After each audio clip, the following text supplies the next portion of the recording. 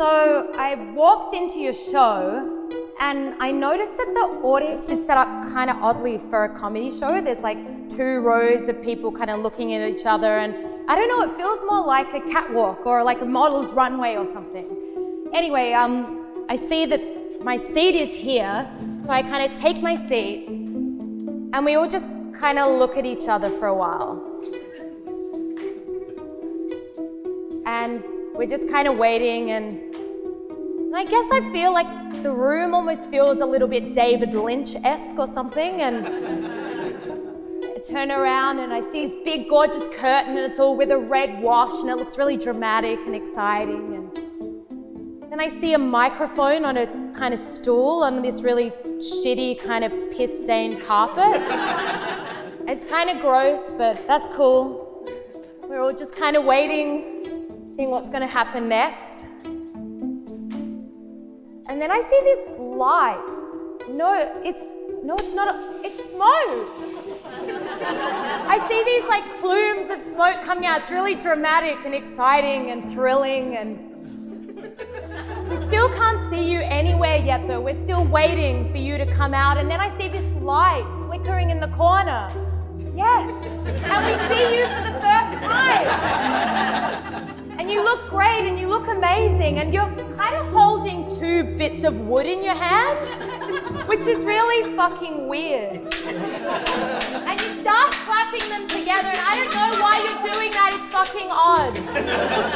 But anyway, then kind of the sound picks up and there's this whole cacophony of pots and pans and kind of banging, clanging business, and anyway, then kind of that part of my dream stops and I skip dimensions. I'm in my living room, sitting at my coffee table, and I'm reading a review of your show, and it's really amazing.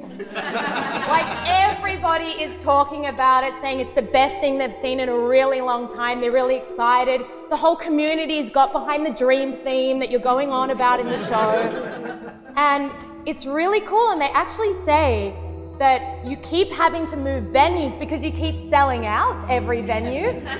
So they keep moving you to a bigger venue, bigger venue, bigger venue, until finally you're performing at this massive stadium. It's like the MCG big, and there's literally tens of thousands of people going crazy for you. They're all screaming out your name. They're going banana-rama. And then I skip back to the other dream, and you finally take the stage.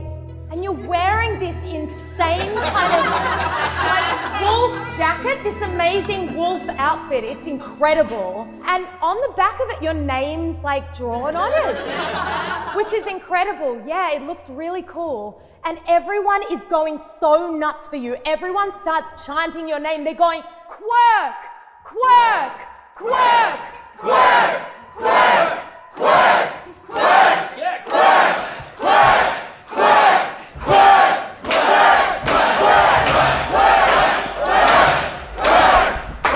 Thank you.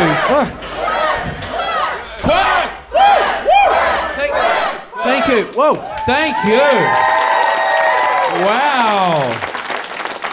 Wow. Thank you. This cost me $500. Thank you. Welcome. That is a dream. Thank you, Simone. Hello. How are you? Katie, I know you. Feel this. It's faux fur. Yeah, I'm not an asshole. Yeah. Good. I'll take it. It's very hot. So that's a real dream. How are you? Would you take this? Would you be so kind? Thank you. Thanks for coming, folks, to this strange little setup. I'll get that off you later. Welcome. No, you can't keep that. Hi, folks. Thank you.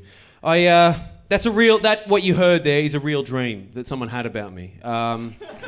It was her, so that's good. And it's a true dream, and there's nothing wrong with a person having a dream about you, obviously, is there? There's nothing wrong with that, it's quite common. But there is something funny to me about a person having a dream about a person and then being compelled on Facebook to tell that person about the dream they've had.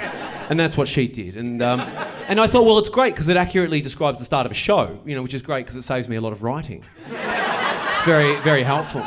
But last year, several other dreams. This is what was very interesting about sort of mid last year. Over a 4 or 5 week period, about 6 other people all had dreams about me then wrote to tell me about the dreams. And so that's all of the dreams, or most of the dreams were women, which is interesting. None of the dreams were sexual, which is disappointing. And I don't lie that the dreams that came through to me were mostly by women, just from the point of view of equality. That's all. I'd like to think there's vast amounts of the male population having dreams about me, but they're just too gutless to tell me about it. I dream about my male friends all the time, and I keep that shit to myself. But where this started for me, folks, was I hit my head.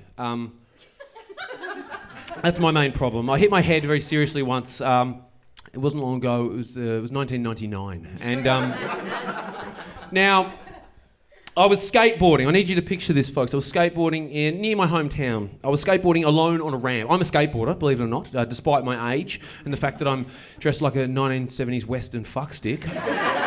I am a skateboarder. I love it to death. I can't stop. Okay, now I was skating alone, which is not wise. I was on a very remote ramp. In case you hurt yourself, it's not wise to skate solo. Now, I want you to picture these two fingers of mine. Imagine they're David Quirk's little legs. There he is. And there he is pumping back and forth. Cool language, these. Pumping on the ramp. Back and forth. Hey, look at him go. Now, it started to rain very lightly, okay? Now, that is the end of a skate session. Sesh. Take that home too. Now, it's just obviously dangerous. It's too slippery, too slick. Now, but there's a thing a skateboarder can do if he, she or they are competent enough, where knowing the ramp has less traction, you can get to the top of the ramp, you want to turn 90 degrees, you'll turn like that, 90 degrees, and actually slide all four wheels sideways down the face of the ramp, and then you'll flick the board into your hand, and then you'll walk off like a stylish aging champ, okay? That's what I was looking to do. It's just a cool way to finish your run. You just, it's very cool. Now, on this occasion, not knowing exactly how slick and slippery the ramp was, I turned the 90 degrees and woke up. That's not how the trick's supposed to go, okay? Impressive in many ways, but that's not what I was trying to do, okay? Now, I'd whipped out. It was so slippery, so slick, I'd just like that, and I'd hit my head, bang, on the coping, the metal bar at the top of the ramp, okay? I knew none of this at the time. All I found out is that I was lying on the flat bottom and rose to my feet. I could not work out what was happening. I realised it was in quite a bad way. This was on the cusp of mobile phones being commonplace. I certainly did not have one. I knew that I had some coins in my pocket, and I thought I've just got to get to a payphone or something in my state to call my mother or someone to come pick me up, okay? So I walked to the town's one and only payphone. I put some coins in, I dialed home. My mother answered, thank God. And I said, Mum, I'm sorry to bother you. I think I've hit my head very badly. I need you to come pick me up, please. And she sounded very concerned, but said she'd be there in 20 minutes. I thought, good. So I hung up, and I remember I sat down on this bench. There was this bench there, I remember. I sat down on that. And my head was just, pounding, just throbbing, right? And I realised that I should probably call my mum because I've hit my head very badly and I need her to come and pick me up. And so I called home and my mother answered and I said, Mum, I'm sorry to bother you, but I think I've hit my head very badly. Could you please come and pick me up? And she said, yes, I'm on my way. I thought, great. So I hung up and I remember I sat down on this bench. There was this bench there, I remember. I sat down on that and I was just very confused and my head hurt like hell. And I realised that I should probably call my mum because I've hit my head very badly. I need her to come pick me up. And I called home, and my mum answered, which was great. But I'll never forget how she answered the phone. It was very odd. She said, very strange, she said, has someone played a trick on you, David? She said. I said, no, Mum, I don't think so, but I think I've hit my head very badly. I need you to come pick me up, please. And I hung up, and I sat down on this bench. There was a bench there, I remember. And I sat down on that. And truth be told, folks, I did call her one more time before she'd left, but this time it was because I'd hit my head very badly, and I needed her to come pick me up. Yeah. And after that, I think I basically just called my mum. Yeah, because I'd hit my head very badly, but there was no one home. And I thought, that's odd. There should always be someone home at this time of day. And then I sat down on this bench that was there. I remember thinking about that. Why is no one home? And why does my head hurt? Then, in this brilliant stroke of luck, my mother pulled up right where I was, which was amazing because I'd hit my head very badly and it saved me from calling her. So, yeah. I couldn't have called her even if I wanted to, because I had no coins on me. Yeah. So that is a story about head injuries. Thank you. I had this dream about you, Quirky, where we were lying down together. Actually, you were lying on top of me like a giant man baby. You were wearing a flannelette shirt, and I remember you feeling really heavy on top of me. I was cradling you, almost like I was breastfeeding you. But I wasn't. You had a slight smile on your face, and you were fast asleep. Anyway, I just thought I'd let you know.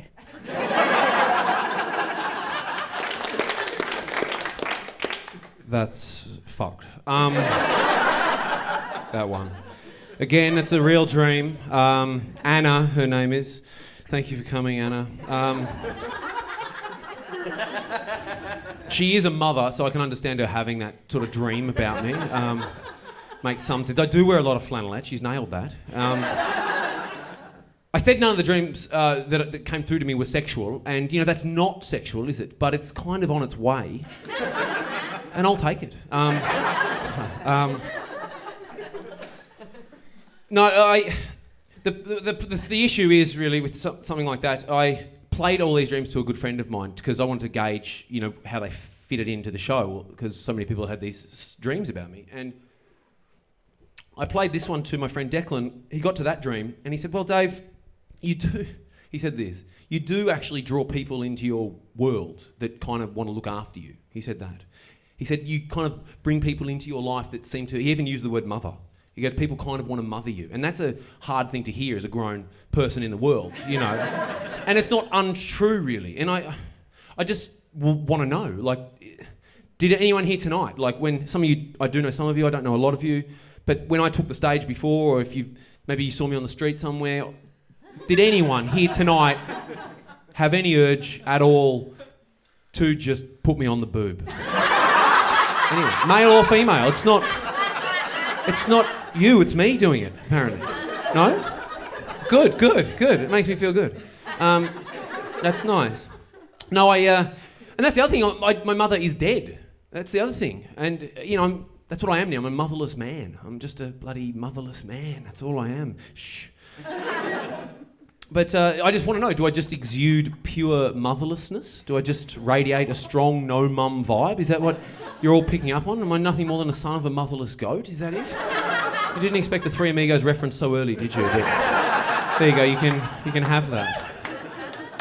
And I don't want to have kids. That's the other tragic thing. I have no interest in furthering this bloodline. And I've always known that. Ever since I was a kid, I've always felt quite strongly I don't think I'm going to have children. But the reasons have changed. The reason now is quite different to when I was a teenager. Back then it was like what you'd call probably, I don't know, environmental reasons. There's too many people on Earth, or we need to think about that. We need to practice altruism, maybe adopt. Reasons that piss people off, basically. Reasons that no one wants to hear, even though it's all... And I'm still connected to that a little bit. I still believe all that to be true. We need to think harder about that. But now, the only reason why I don't want to have children, the only reason, is because I just don't want to become one of those fathers. And by one of those fathers, I mean every father.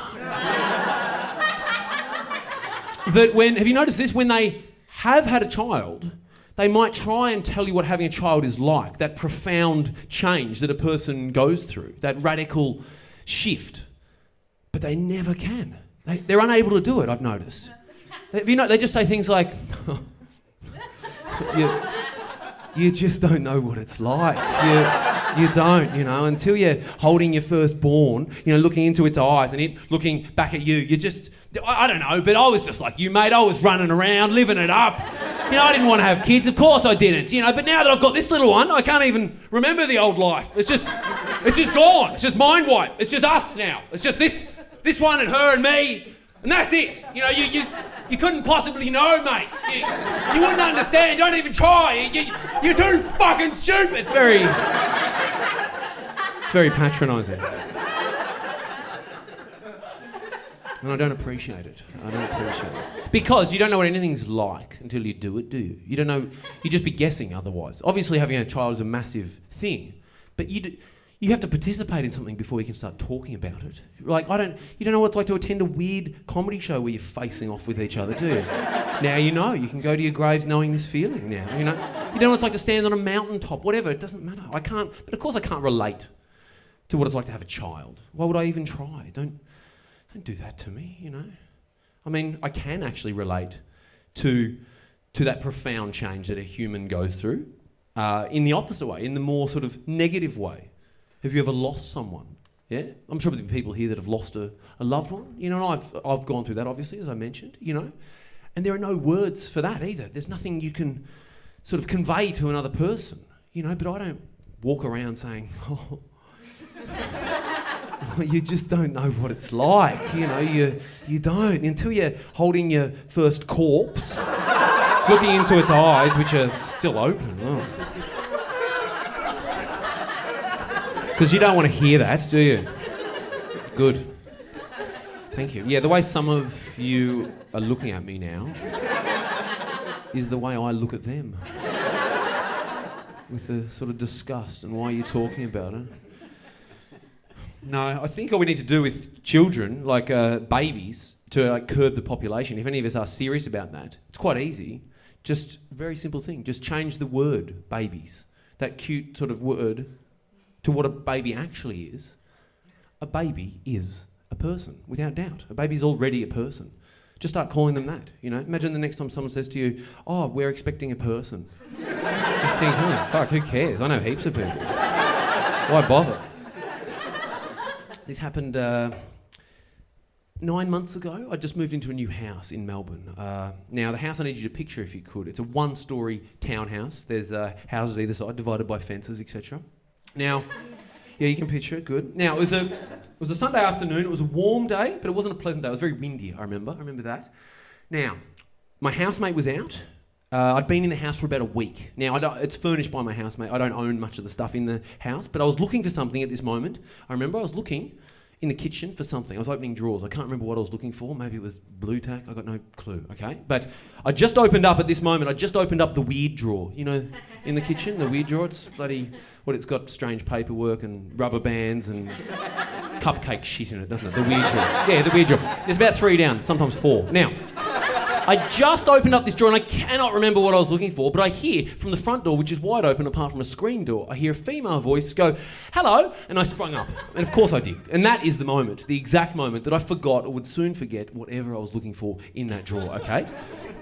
I turn my non-threatening silhouette down my end of the hallway, show it off, yeah, and just instinctively start walking towards this stranger. I realise it's the first visitor I've had at the house. It's very exciting. I get all the way down to the front door. We both stay quiet. I open the screen door and I say, hello, how are you? And she says, hi, sorry, this is a bit embarrassing. I live there. I live next door. My name's Leilani, she said. And I thought, that's an unusual name, Leilani. And then I think, no, not that unusual, because I recall at this very moment, I once had random and full intercourse with a Canadian person named Leilani. I try not to get too focused on that memory as I'm looking at this Leilani. But I say, lovely to meet you, Leilani. That's a Canadian name, isn't it? She says, no. Fine. How can I help? And she said, well, it's a bit embarrassing. What happened is I was just putting some rubbish in the bin out the front of the house and the door's blown shut. I'm locked out. I obviously don't have my keys. But I know that the back door of my house is open. I was just wondering that if you maybe had a stepladder or something like that, maybe I could just jump the fence and get back inside. And I just focus completely on the fact that she's asking specifically for a stepladder rather than a ladder, you know, because a ladder will do even the smallest job, Leilani. Aim higher.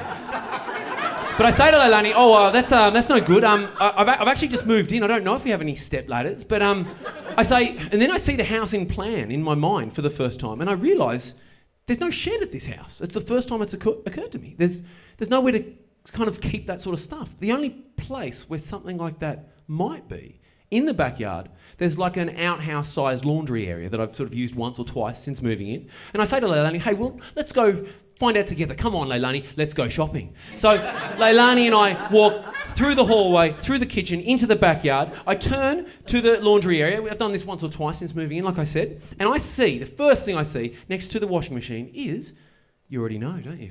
It's a bloody stepladder. That's right. I'm amazed, I announce it. Guess what I found? And, you know, we both seem to really be enjoying just how much I have indeed found a stepladder. You know, it's displayed on both of our faces with, like, little smiles, a bit of forced laughter. I gather up the ladder, moving across the yard towards the fence. More small talk, things like, I really was surprised we had a stepladder. She says, yeah, me too. Which makes no sense, but we carry on nonetheless, yeah? I open up the ladder next to the fence. and stand back and I look at this fence sort of for the first time. It's 6, 7 feet high, yeah. And I think to myself, I probably wouldn't need a ladder or anything I could probably scale that if I had to, yeah. And then I look back at her, and without sort of judging her age, gender, body type or anything like that, I hope I'm not out of line with what I'm about to say. I'm actually trying to be very helpful. I just say, do you want me to do it for you? Do you want me to pop over? Right, and it was perfect, because she clearly can't be fucked. And no sooner am I up this ladder, over the fence, and in a stranger's backyard, yeah? Have you got me so far, folks? Yeah? I announce it, I'm over! Which she probably knows. Because of her eyes. Now, I glance around the yard before moving inside. The door is wide open, as she says it will be. Inside, kitchen. There seem to be no pets. This place is sort of bigger than mine somehow. It's sort of more open, maybe. I don't know how that could be. It's certainly nicer. Anyway, no time for jealousy, Quirk. It's time to get to the very difficult task of walking through her hallway, up the end of the house, and opening the door and letting her in, isn't it? Yeah? That old thing. But I don't.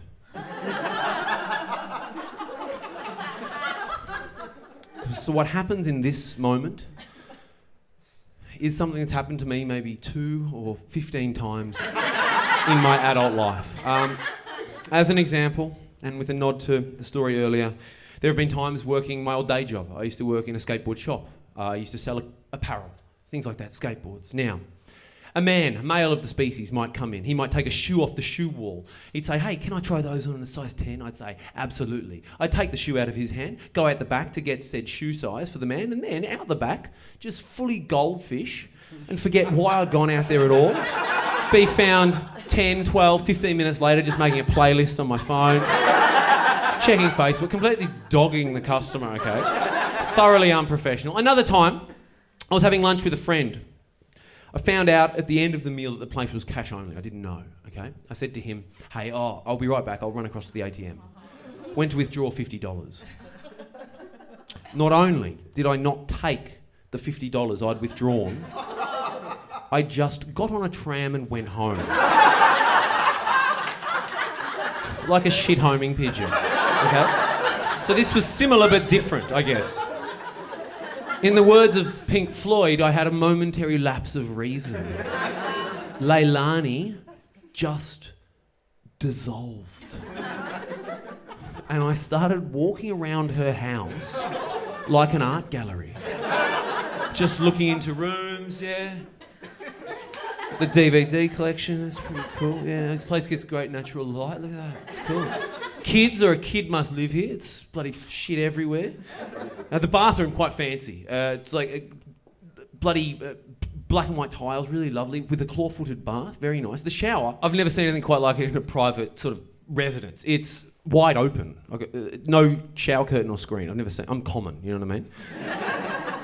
And I think, without doubt, where I lost most of my time was the in the lounge room, the book collection. Like, wow, someone in this house is right into rock and roll like me. Brilliant range of music biographies. Like, I've read a bunch of these, but amazing. It's nerdy. She even has the one I've been looking for the last year and a half. The biography of, it's a slightly obscure reference, Warren Zevon. Anyone familiar with this man at all? No? That's why it's obscure. You are, thank you. Thank you, lady. It's an obscure... He's respected by Bruce Springsteen and Dylan and singer-songwriter, quite amazing, beautiful, funny, but a very fucked up, deplorable human. Now, she's got the book, it's hardcover, I can't believe it. I couldn't find it anywhere but online. I'm amazed. And I open it up and I remember that my good friend Declan has told me about this book. I'm like, that's right. He told me this one story, which I'll share with you, in that book, and why I know it at all. Warren Zevon died in 2003 of cancer, okay? Before dying, he said to his son, he said, hey son, when I die, I need you to do me a big favour. Could you please come over to my house and retrieve and look after all of my VHS pornography collection? Okay? Quite a messed up request between father and son, obviously. Dad dies, son does it because he's a good kid apparently. Somewhere along the way, curiosity gets the better of the son and he just thinks to himself, well, may as well just pop one on, see what the old man was into, yeah? That's when the son discovers that these tapes are homemade porno movies. That's good for any son. Well done, Warren. Now, I see this. It's like second chapter. It's like 2 lines written by the son. I'm like, that is so insane. And then I hear a knock at the door. I'm like, oh, someone's at the door, I think. And that's when I just snapped. And how long have I... It was the most bizarre feeling. I have no... It's probably a few minutes, but I wonder when I jumped the fence, did I trip and hit my head or something? But I know I didn't. I feel like I'm dreaming, or I've been drugged or tricked or something. And it was at this moment, hearing that knock, that I made my first conscious decision, okay? And it might not have been the right one. Instead of just, hot-footing it to the front door and opening it, obviously, and just telling Leilani that I'm sorry and that I needed to go to the toilet or something. But, as if I'd need to poo or wee in the brief time I've been away from home, Oh, sorry, Leilani, had an upset tum-tum, had to do a poop, yeah. I could have just ran out the door and said, I love your house, and ran past her. That would have been sort of creepy, but valid, I guess. Instead of doing anything like that, I panic, okay? I thought, Quirk, you can sort this. You can sort this with humour, charm, and a bit of old-fashioned panic, okay? I feel for my phone, but of course I've left that at home, and to be fair, there's no Google search for help with this unique issue, is there? What would you even type in? And it feels like someone else is in my body as I move down the hallway towards the front door. I move past the first bedroom and the second, stopping at the third bedroom. I haven't been down this far in the house yet. I know somehow that it's his and her bedroom. Yeah, I don't know why. She's knocked at least once more by this time. I turn to the door, I open it. It's like I've been there before. It's like it's my parents' room or something. Very strange feeling. I look at the back of the door and see something I feel like I know is going to be there. There's a red bathrobe hanging on a hanger, okay? I kick my shoes off, take my shirt off and my pants, which is the one thing people struggle to believe with this story. I put the robe on, move towards the front door, rubbing my eyes like I'd just woken up was the idea. I thought, this is funny, fortune favours the brave, let's do this, okay? I thought, this is good. I opened the door and I said, hello? And Leilani said, is everything okay? I said, yeah, sorry, I just woke up. How can I help? And then she said, I'm sorry, I don't understand. I said, would you like to come in? With a bit of glee like that. Which I thought was, would you like to come in? And when I did that, what she did, she looked at me, took a small step back, checked the number of the house, okay? Looked around the doorframe for some reason, looked behind her at this sort of planter box of succulents that she'd probably planted, right? Looked across the street, then back at me, and I have never seen a more confused person. It was fascinating. And she said, sure. But she wasn't sure. I said, please wipe your feet, which I thought was funny, okay. And she got just past me, stopped and turned back and looked at me and went, what are you doing? I said, nothing. And she looked at me harder and said, is that my husband's robe? I said, I presume so, yeah. Then she said, I don't know what you're doing, but I think you should leave. I said, I agree with you. And more or less in silence, I just started to remove this robe, handing it to her, standing there in these new jocks I just bought for the American Apparel closing down sale. I handed her the robe and said, I'm sorry, I thought you'd laugh. Then she said, do I look like I'm laughing? I said, good comedy's subjective. And I could just feel the words bubbling in my throat. The words, could I just jump past you and grab my clothes, okay? But they would not leave my mouth. It was just so tense. And there must have been subconscious thought. Like I must have thought, I live next door, this will all blow over. There was no thought at the time. But I literally, just standing there, said, I'm sorry, Leilani, nice to meet you, which is a weird thing to add. And I shut the door and left. In my jocks and socks, true story, I walked the short distance back to my house where I came to see that my front door was locked. Either she'd done it or the wind, I still don't know. So I went to the house on the other side of my house. What choice did I have? standing there like that, this man answered, and middle-aged sort of gentleman, lovely man. I said, mate, I'm so sorry, this is very weird. I've just locked myself out, and I've actually just moved in, but I don't have my keys, obviously. I was just wondering that if you maybe had like a stepladder or something, maybe I could just use that and jump the fence and get back inside. And he said, yeah, man, I got a ladder. And we walked through. He didn't mention the fact that I was dressed like that. He just, so bizarre, but I couldn't not. I mumbled, oh, it's bloody hot today, isn't it? I'm doing a bit of work from home. Like, that's a reason to be out the front in your jocks. We got out the backyard. He put this ladder up against the fence. I remember climbing up about 3 or 4 of the rungs and just extending my hand down. Strangest thing. I said, thank you so much, mate. I know this is really odd. My name's Dave. And he said, nice to meet you, Dave. Shook my hand without saying his name. I still don't know his I jumped the fence, landed in my new backyard on the grass in my socks, and just stood there and thought, I should probably call my mum.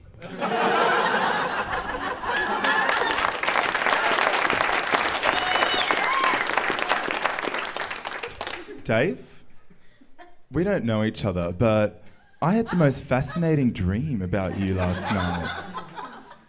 We were being lowered in a cage into the emerald green waters at Twin Falls, Kakadu, and we looked at crocodiles.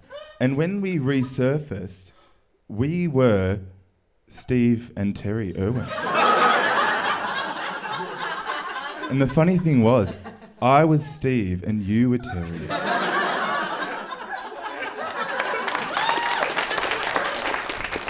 That's a real dream too.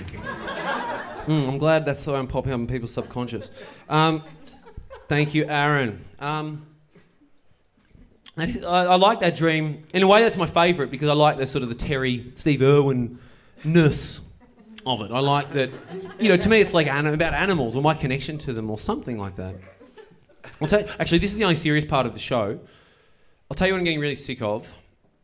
You know what I'm getting really sick of, folks? Dog years. Yeah. What's the typical dog year? 1 of ours for 7. Is that right? 1. Yeah. They've waned though, haven't they? Have you noticed that there's less dog owners talking in dog years about their dog? There's less dog owners saying, oh, he's 64, oh, he's old. Oh, she's 70, the old girl. I've noticed most normal dog owners now are just saying, he's 11, he's old. Good. About time, folks. Seriously, because dog years never sat very well with me, because, we agreed on what a year is a long time ago, didn't we? We agree on how we measure time, right? Dogs can't just exist outside of that. Dogs should age like everything else, obviously, right? They should age like the way a building ages, or a fly. Flies live for about 3 days, roughly. We don't call that 90 fly years, do we? Funny joke there. Now, this is the question for you, folks, and feel free to answer. It's time to shine if you like. Are there any other animals that you know of, apart from, humans, let's call ourselves animals because we are, and apart from dogs that have their own years? Anyone? Cats. Thank you. Cats. Who else said cats? Why did you say cats? Do you know why? I don't know, just intuitively. Yeah. Just so say it again. Intuitively, yeah. Just a gut feeling. Yeah, just a cat gut feeling. That's cute. See, some people, cats is the most commonly called out thing when I've asked this in the past. And anyone else? See, some people that say cats mean cats having 9 lives. So they're fucked, obviously. But to the cat people that want to say that, they're right. I've since found out, since doing this shitty dog years joke, that cats are just like dogs, obviously, and because they're pets, they die before us. We have to wrap our heads around that or something. But where this crap joke, got interesting was about 4 months ago. I was performing it. I was in Melbourne, in the city, and I got to that bit of the joke where I asked the crowd, are there any other animals, apart from humans and apart from dogs, that have their own years, right? That bit. And at the back of the room, just very polite, I saw a silhouetted hand. It was a lady at the back of the room. I thought, that's interesting. I said, yes, up the back. What animal? And she said, rabbits. Rabbits, right? And I'd never heard that before or since. And I was like, that's so good. I said, really? Wow, rabbits, okay. How does that work? Is it the same as dog years, or do they get their own years, or what? And then she said, oh, sorry, I thought you said ears. Yes! Heaven! That is so... Do you know what that means? That means that there's a human being that lives among us today that would attend a comedy show and think that the Fuck.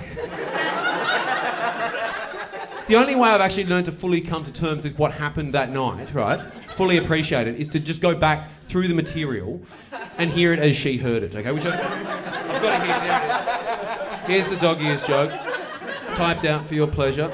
It's old now. Look at that paper. So imagine this. This is you're all heard. You've all heard ears, which it is easy to hear ears. I know that. So let's go there. It's fun. Okay. So the comedian he takes the stage with his hard-hitting material about dog ears, and he says, "I'll tell you what I'm getting sick of. Dog ears. The ears of dogs. Fair enough. Why not? They seem to have waned in recent years. There's less people saying about their dog, oh, he's 64, he's old. Oh, she's 70, the old girl. Dog ears never sat very well with me. Because we agreed on what an ear is a long time ago. What an hour or a second is. That bit must have fucking baffled her, I reckon. Insane. Dogs can't just exist outside of that. Dogs should age the same way everything else ages. The way buildings, flies live for 3 days. We don't call that 90 fly years, do we? Bit of whimsy there. Now, this is the good bit. When I finally, think about this, when I got to that question that night, the question I just asked you moments ago, think about this. Are there any other animals that you know of, apart from humans and apart from dogs, that have their own ears? Just elbowing a partner. Oh, I know this one. Finally a comedian for me. Rabbits. Fuck, just naming one only, of the myriad of animals with ears. The very thought that I would use this, a public forum, to ask for your help in helping me discover and then name more eared animals. Because I was only aware of humans and dogs that possessed ears. That's how she lives. It's good stuff. That's comedy to her. And to me now, it's quite good. Full on. It's crazy. Woo! No, it's funny, but I saw, when I was a kid, I was about maybe 10 or 11. I remember I was out in the countryside jumping my mountain bike. My friends and I were doing little jumps, yeah? And this kid, I'll say his name, but I'll say it like this because it'll go to... Can we just beep this out? It's just funny if you say a kid's real name. It's funny if you say a kid's real name, isn't it? You know what I mean? Okay, good. So we'll all laugh, and at home it'll just be beeped out.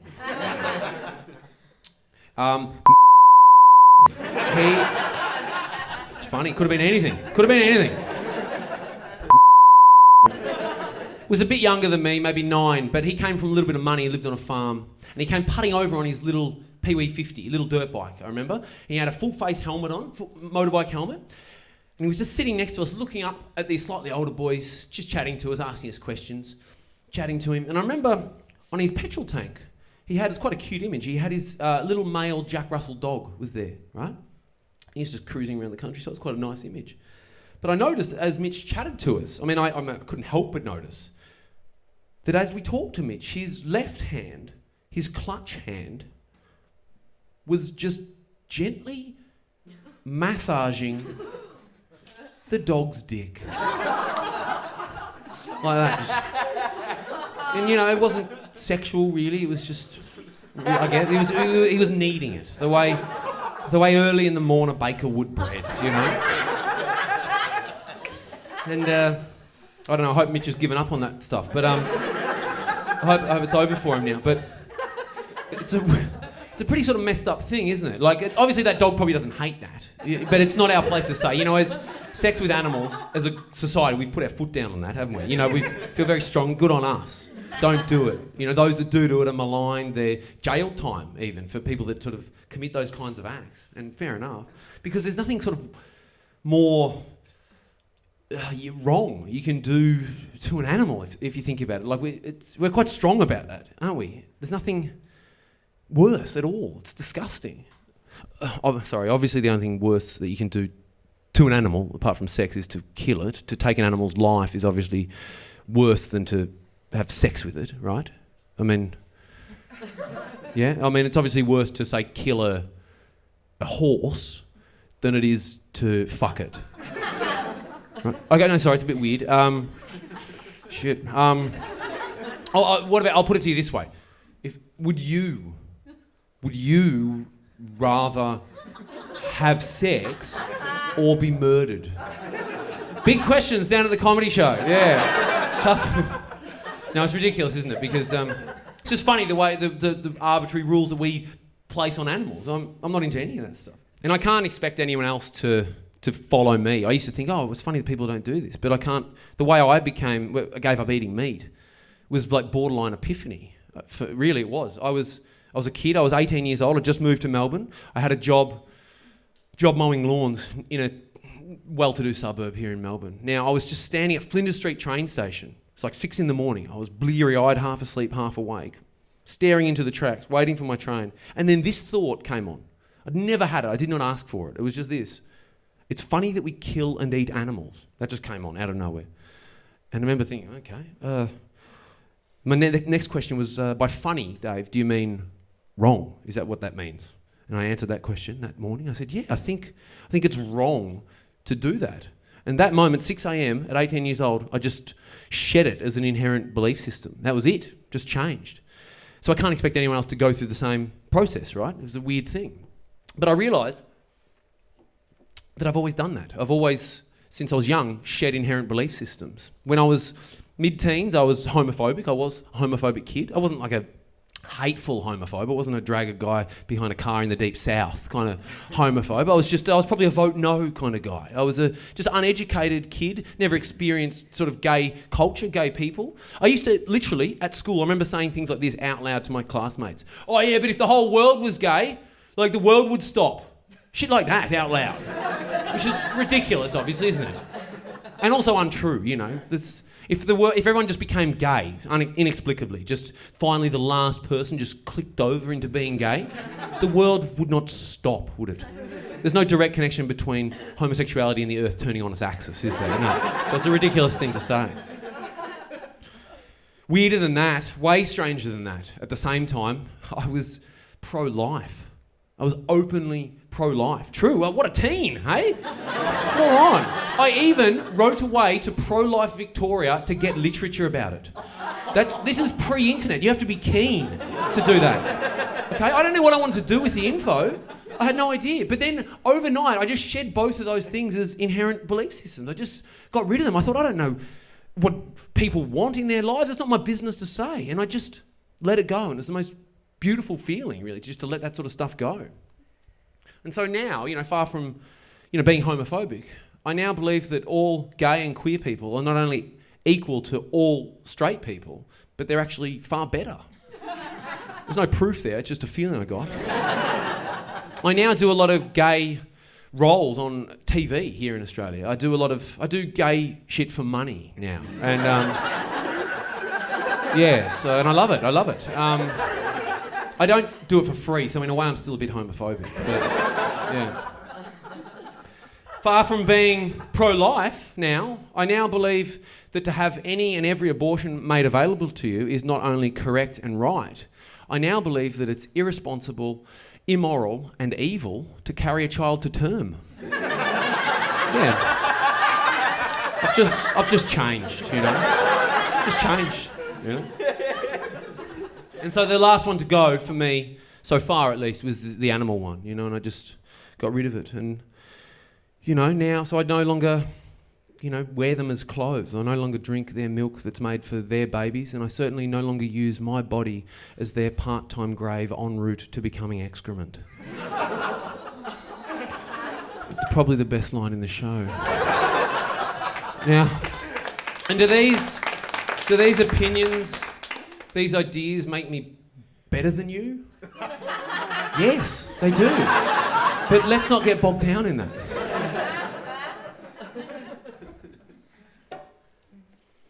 I remember when I was when I got to that question once about any other animals.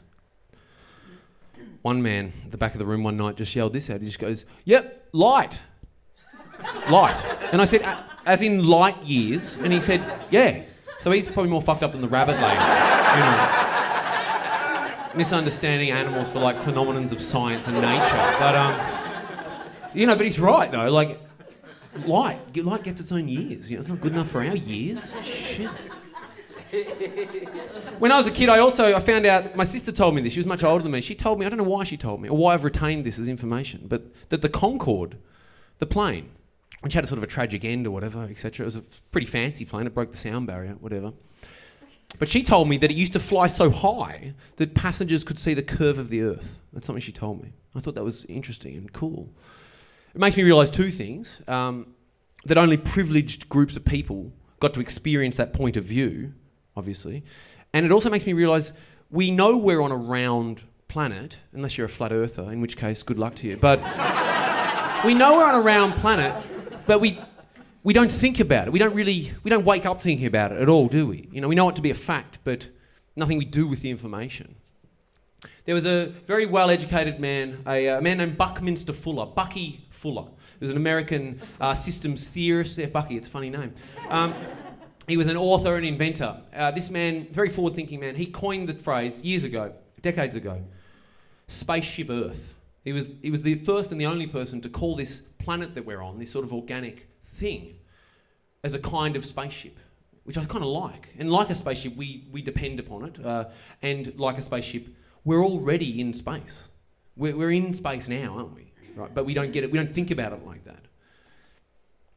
I found out also, on top of all those things, that when astronauts go into outer space, it's been reported that upon returning, almost all of them, apparently, undergo something known as the overview effect, okay? Now, while that might sound boring, something a CEO of a company might use to describe some sort of flailing downturn. Oh, sales are down since January, and according to the overview effect, we're fucked. It's actually something sort of emotional, almost spiritual, that astronauts claim that they go through. It's just from seeing the Earth from the outside, simple as that, seeing the overview of it, okay? Now, I only know this because I recently saw a documentary about this overview effect, aptly titled The Overview Effect. It's on YouTube, it's 20 minutes long, it's not great, you can look it up. Now, it opens with a quote from 1948. That flashes up on the screen. First thing you see, a quote by a man named Fred Hoyle, who was quite a controversial figure in the world of astronomy. As an example, in the 80s, this man hypothesised that AIDS, the disease, came from outer space. Which is good enough for me, to be honest. If you've got a better idea, I'd like to hear it. Now, he said this though. 1948, remember, he said, "Once a photograph of the Earth taken from the outside is available, a new idea as powerful as any in history will be let loose." That's what he said, 1948. And you can see how that might have seemed real at the time, or relevant. How seeing the planet for the first time might have blown our minds a little bit, perhaps, yeah? But, of course, it's now 2017, right? And Fred was wrong, wasn't he? Because we've all seen a picture of the planet by now, right? Yeah? And we don't really give a fuck. Do we? Not really. It's like seeing a house on Google Earth. It's kind of cool, is all it is. No, right, it doesn't do anything. Like showing a photograph of the Earth to members of Reclaim Australia who are about to set fire to a mosque won't make them reflect and go, "Oh, good point, it's beautiful." We don't sub out a minimum of 12 years of so-called education for a quick gander at a picture of the planet, do we? No, shot of the globe won't make a rapist's dick go flaccid or a gay basher unclench his fist. You can't walk up to a member of ISIS and say, "Hey, instead of cutting his head off while he's in full health, why not scope this?" Won't do much, will it? No. No, police don't carry photographs of the planet instead of tasers. No religion exalts a picture of the planet. It won't make you quit your job or drinking or drugs. Won't make it any easier to show that image to Leilani next time I see her, will it? Won't do shit. No, it was a good doco. Yeah, it was a good documentary having astronauts tell me that the Earth is special. Thanks, cunts. In a time when the idea of privilege, and all its issues abound, straight privilege, white privilege, male privilege, mansplaining, etc., there's nothing quite as segregating as astro privilege, is there? Space mansplaining. Doing anything will give you another perspective, really, won't it? Like, standing on a mountaintop or whatever. You know, having a child will certainly do it. You know, the first person to have gone down on someone would have thought, I've never seen it up this close. You know, this angle. We don't call that the fellatio effect or the cunnilingus phenomenon or something, do we? I'm sorry, astronauts, we can't get all 7 billion of us to go up into space just to look out the side of a spaceship window just to know that we shouldn't run the tap while we brush our teeth, you know? It's expensive.